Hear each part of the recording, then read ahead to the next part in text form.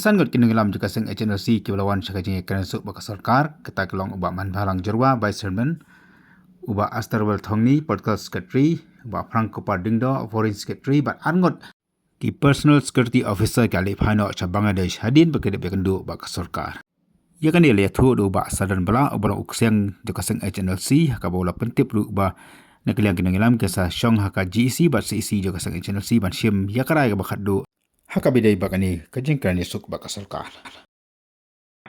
Basadan fi umwe diki uksiang mo jaka sengaja singi iba tu kisan ngot kali phasha sa Bangladesh te ka dine kana ui kili phai.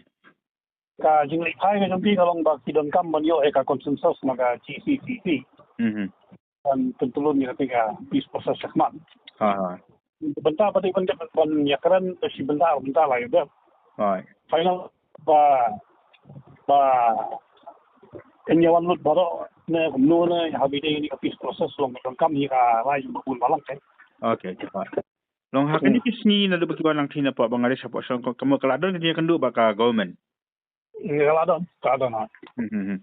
Kamu nakalian sarkar kala ajin ni ki jingtho ki kot islai ki halo ki kimat baganya kan. Kilaro ha proceeding gi borka jingkran.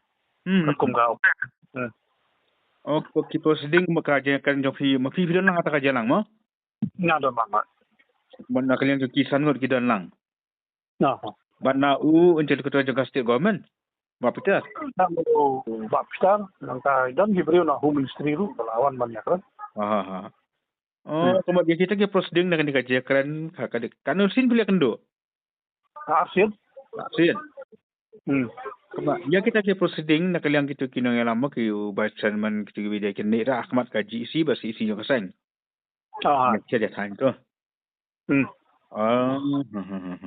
Kemudian kai karai ka. Nasmo ka Kemudian kai ka ba ki ra Ahmad kaji isi na sesi ka ba ki akan si kamu kisah ai ka final call jong dai. Ai ka final call. Oh, tak.